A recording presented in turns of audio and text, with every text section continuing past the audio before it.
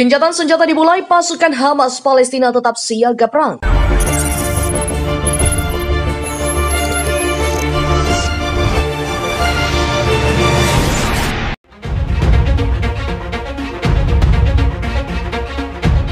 Organisasi Hamas Palestina memastikan akan tetap dalam status siaga penuh meskipun kesepakatan gencatan senjata dengan Israel sudah dicapai. Hamas mengambil langkah tersebut agar bisa mengantisipasi lebih dulu jika konflik dengan Israel terjadi kembali. Melaporkan dalam berita sebelumnya, anggota Biro Politik Hamas Palestina Ezat El-Reshik dalam konflik yang dijuluki Pertempuran Pedang Yerusalem, lebih dari 200 nyawa warga Palestina melayang. Namun demikian, El-Reshik memastikan bahwa pihaknya lah yang keluar sebagai pemenang dalam konfrontasi bersenjata selama 11 hari itu.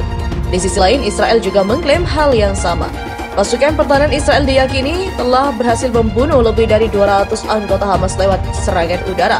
El-Reshik yakin kematian rakyat Palestina itu tak akan sia-sia. Pengorbanan rakyat Palestina adalah bukti bukan Hamas saja yang berjuang, melainkan dengan dukungan rakyat. Apa yang terjadi setelah pertempuran pedang Yerusalem tidak seperti yang terjadi sebelumnya.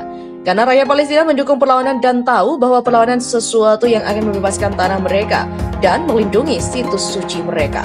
Demikian kata El-Reshik dikutip FIFA Militer dari Israel National News. Belajar dari banyak pelanggaran kesepakatan gencatan senjata yang dilakukan oleh Israel, Hamas pun tetap memasang status siaga.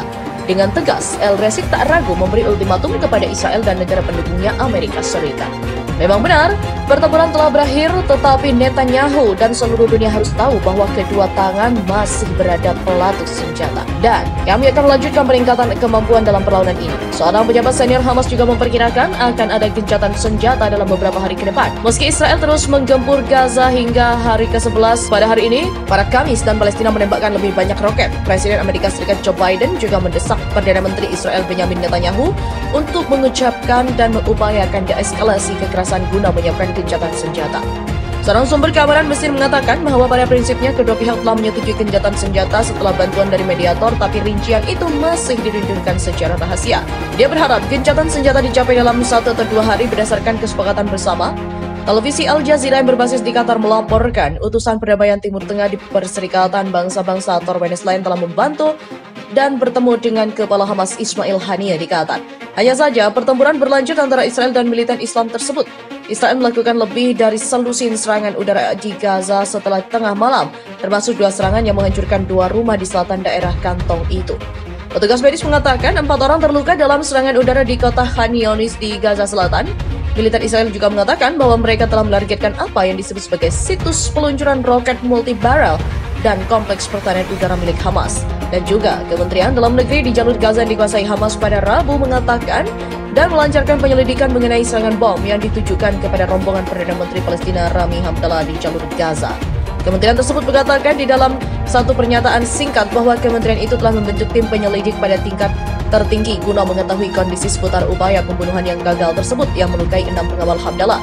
Dinas Keamanan sedang memeriksa sejumlah tersangka sebagaimana dikutip dari Xinhua yang dipantau antara di Jakarta Kamis pagi. Pada Selasa, ledakan menghantam rombongan Perdana Menteri Palestina selama kunjungan langkanya ke jalur Gaza yang menghadapi blokade Israel. Ledakan tersebut terjadi tak lama setelah rombongan Hamdallah memasuki jalur Gaza. Hamdallah disertai oleh Kepala Dinas Intelijen Palestina Majid Faraj mengunjungi jalur Gaza untuk mengawasi pembukaan instalasi desalinasi di sana.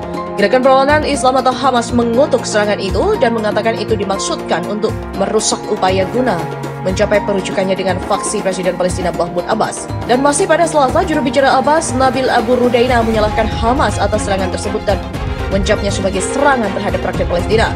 Pada Oktober lalu, Hamas dan Fatah menandatangani kesepakatan perujukan yang ditanya Mesir di Kairo guna menyelesaikan mereka yang telah berlangsung selama 1 dasawarsa. Hamas juga telah menguasai jalur Gaza sejak 2007 setelah mendepak pasukan yang setia kepada Abbas. Berdasarkan kesepakatan itu, Hamas juga mesti sepenuhnya menyerahkan kekuasaan di jalur Gaza kepada pemerintah konsensus yang dipimpin Hamdallah pada Desember. Namun silang pendapat yang ada antara kedua pihak memaksanya ditunda pelaksanaan kesepakatan itu sampai pemberitahuan lebih lanjut. Dan agresi Israel ke jalur Gaza juga adalah peningkatan berbahaya, kata juru bicara pemerintah Palestina Yasser Al-Mahmoud dalam satu pernyataan.